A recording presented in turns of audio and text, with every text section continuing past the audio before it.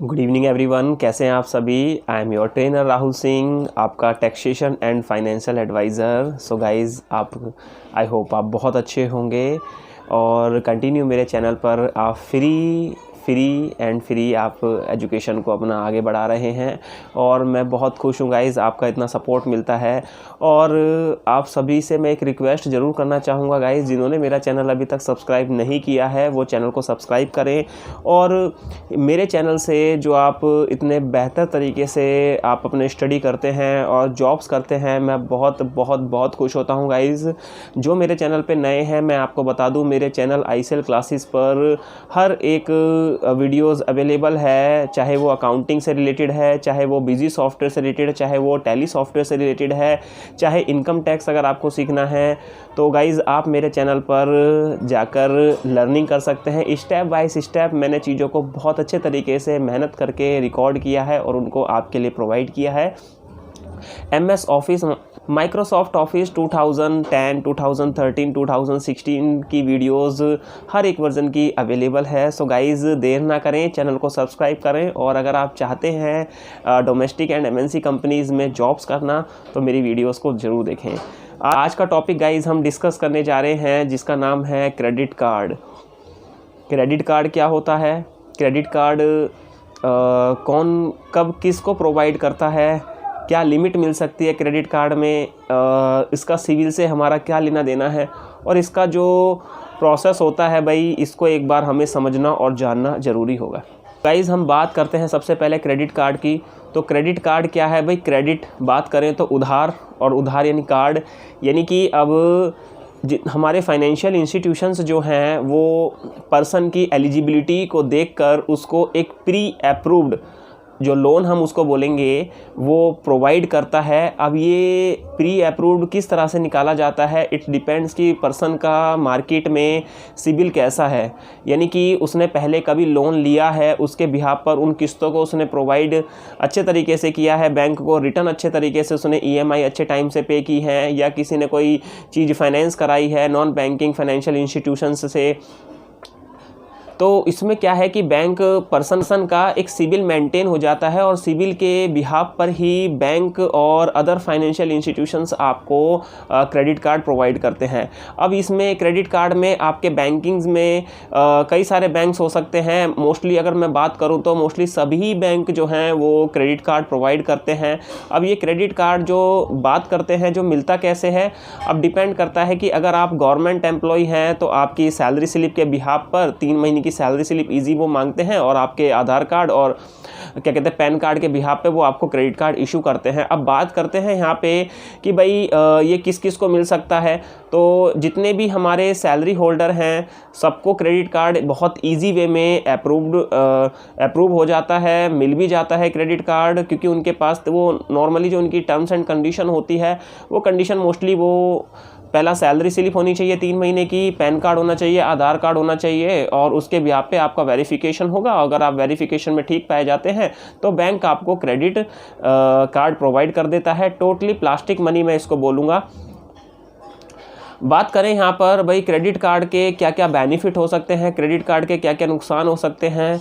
तो गाइज़ देखिए, credit card जब आपके पास आ जाता है तो मैं नॉर्मली आपको बताऊं कि भाई अब आपके पास ऐसा लगता है कि मेरे पास ऑलरेडी, मान लीजिए आपको 50,000 रुपये की अगर बैंक के थ्रू लिमिट मिल जाती है तो उसमें सबसे पहली बात आती है कि भाई अब मेरे पास 50,000 रुपये हो गए हैं, राइट। तो आपका खर्च करने का भी मन करेगा, राइट। चलिए कोई बात नहीं, अगर आपने उसको खर्च भी कर लिया है तो उसको टाइम पर उसकी पेमेंट का भुगतान आपको करना पड़ेगा। अगर गाइज आप क्रेडिट कार्ड अगर आपने यूज़ किया है और उसका टाइम पर भुगतान नहीं किया है तो आपका जो आउटस्टैंडिंग बैलेंस होता है उस पर अप्रॉक्सीमेटली 5% से आपका जो है इंटरेस्ट उस पर लगता है। और अगर मैं इसको कैलकुलेट करूं तो 60% ये आपका ईयरली हो गया। सो गाइज़, अगर आपको बैंक क्रेडिट कार्ड प्रोवाइड करता है तो ये बहुत अच्छी बात है। ऐसी बात नहीं है कि हर एक चीज़ के फ़ायदे और नुकसान दोनों होते हैं, लेकिन अगर आपको बैंक क्रेडिट कार्ड प्रोवाइड करता है, आप एलिजिबल हैं, आपको बैंक ने कार्ड दे दिया है, तो उसका यूज़ भी आप बिल्कुल उसी अकॉर्डिंग करें। जैसे कि एक एग्जांपल लेते हैं। मान लीजिए कि आपको एक क्रेडिट कार्ड इशू किया है, कि मैं एक्सिस बैंक की बात करता हूं, तो अगर आपके पास एक्सिस बैंक का कोई क्रेडिट कार्ड है, मान लीजिए फ्लिपकार्ट वाला क्रेडिट कार्ड है, राइट, जिस पे स्पेशली बनाया गया है कि भाई अगर आप फ्लिपकार्ट से कोई शॉपिंग करते हैं तो उस पर 5% कैशबैक वो आपको देता है। अब मान लीजिए कि आपके क्रेडिट कार्ड में 50,000 रुपये की लिमिट है, 50,000 रुपये आपने, और उसका जो बिलिंग साइकिल है वो 12 तारीख को या 13 तारीख को उसका स्टेटमेंट जो है वो जनरेट होता है, राइट। तो आपको, अगर आपने 13 तारीख से बाद में अगर कोई शॉपिंग की है, मान लीजिए 10,000 रुपये की, तो जो उसका बिल बनेगा, जनवरी डेट जो होती है वो आपकी मान लीजिए 12 तारीख को है, 13 तारीख को आपने 10,000 रुपये की शॉपिंग करी, तो 10,000 रुपये की शॉपिंग के लिए आपको 13 तारीख से लेकर 12 तारीख तक को तो पूरा 1 मंथ मिल ही जाएगा, और उसके बाद प्लस आपको 15 डेज़, 14 डेज़, 13 डेज़ और मिल जाएंगे, यानी कि मैं मान के चलूँ तो 45 दिन आपको मिल जाएंगे। मान लीजिए जनवरी में आपने ख़रीदा तो फरवरी पूरा और मार्च, यानी कि आपको मार्च में पेमेंट करनी होगी 2 तारीख को, 3 तारीख को, 4 तारीख को, 5 तारीख को, अप्रॉक्सीमेटली 45 डेज़ के अंदर आपको वो पेमेंट करनी है। अगर आप उसकी पेमेंट करने के लिए एलिजिबल नहीं हैं तो बैंक जो है आपको वो फैसिलिटी देते हैं कि भाई आप स्टेटमेंट जनरेट होने से पहले आप इस अमाउंट को कन्वर्ट करा लीजिए EMI में, आप इजीली EMI में पे कर सकते हैं। इससे आपको बेनिफिट क्या मिलेगा गाइज? इससे ज़्यादा बेनिफिट आपको ये मिलेगा कि आप बहुत ईजी वे में अपना अच्छे तरीके से सिबिल भी मेंटेन कर पाएंगे, जिससे फाइनेंशियल मार्केट में क्या है कि आपका एक रुतबा बना रहता है और सामने वाले इंस्टीट्यूशंस को पता होता है कि आपने कौन सी EMI को टाइमली पे किया है, कौन सी EMI को टाइमली पे नहीं किया है। तो एक तो बेटर ऑप्शन ये रहेगा। दूसरा, अगर आप उस अमाउंट को पूरे को नहीं पे कर पाते हैं तो एक अमाउंट आता है जो लास्ट की एक सिचुएशन रह जाती है, उसे हम मिनिमम अमाउंट ड्यू बोलते हैं गाइज। वो क्या रहेगा आपका, वो मंथली ही आपका इंटरेस्ट रहता है। फॉर एग्जांपल अगर 10,000 रुपये की आपने मोटे मोटे शॉपिंग की है तो उस पर आपका 500 रुपये अप्रॉक्सीमेटली जो है वो आपका 5% से वो इंटरेस्ट हो गया, राइट। तो यहाँ पर बात आती है कि भाई हमारे पास क्रेडिट कार्ड भी, हमने शॉपिंग की भरली, हमने उसका अमाउंट भी हम टाइमली पे कर पा रहे हैं, तो बैंक आपको बेनिफिट देगा आगे चल के, आपकी क्रेडिट लिमिट को इंक्रीज़ भी कर सकता है। दूसरा, आपको लोन्स वगैरह की अदर फैसिलिटीज़ भी प्रोवाइड करेगा। और साथ के साथ अगर आप अनदर बैंक का क्रेडिट कार्ड भी अप्लाई करते हैं तो, और आपके पास सैलरी स्लिप वगैरह भी नहीं है, तो भी आप सिबिल के बिहाफ पर आपको बैंक जो है वो क्रेडिट कार्ड इशू करता है।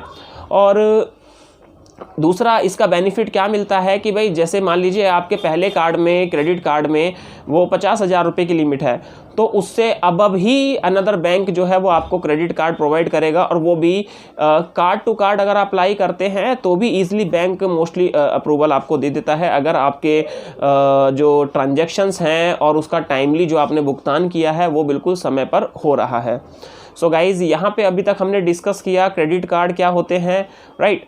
क्रेडिट कार्ड और भी कई सारे बैंकों द्वारा, मोस्टली बैंकों द्वारा क्रेडिट कार्ड इशू किए जाते हैं। प्लास्टिक मनी हम इसको बोलते हैं।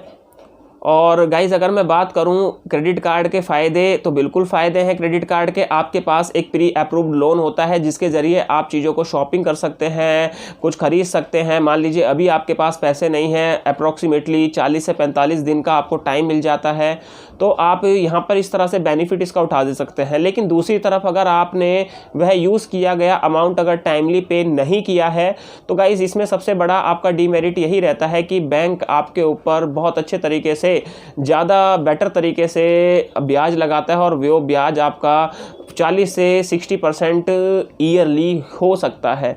सो गाइज़, आगे चल के जब भी आप क्रेडिट कार्ड बनवाएं तो ये मैं फ़ैसला आपके ऊपर छोड़ूंगा। अगर आप एलिजिबल हैं क्रेडिट कार्ड बनवाने के, और आपके टर्म्स एंड कंडीशन जो हैं वो उस बैंक के क्रेडिट कार्ड के लिए बिल्कुल सही रहते हैं, तो आप क्रेडिट कार्ड बनवाएं। और अगर उसका सही टाइम पे आप भुगतान कर पाते हैं तो बिल्कुल उसको क्रेडिट कार्ड को बनवाएं। एक आपका मार्केट में सिबिल बना रहता है। अदरवाइज़ अगर आप सोचते हैं कि भाई मेरा क्रेडिट कार्ड जो है मेरे लिए सूटेबल नहीं है, या मैं डरता हूँ, या कुछ भी ऐसी प्रॉब्लम क्रिएट होती है, तो आप क्रेडिट कार्ड ना बनाएं, ठीक है। तो मोस्टली अब तो देखा जाए तो कई सारी ऐसी बैंक हैं जो आपको क्रेडिट कार्ड बहुत इजी वे में प्रोवाइड करते हैं। जैसे मैं कुछ बैंकों के नाम लेता हूँ, SBI, राइट, ये सिबिल के बिहाफ पे आपका बना देगा क्रेडिट कार्ड, और इंडसलैंड बैंक हो गया, और चार्टर्ड अकाउंटेंट, ये सारे के सारे कुछ ऐसे चार्टर्ड बैंक्स हैं, स्टैंडर्ड चार्टर्ड, ये कुछ ऐसे बैंक्स हैं जो आपको बहुत ईजी वे में क्रेडिट कार्ड प्रोवाइड करते हैं आपके सिबिल के बिहाफ पे।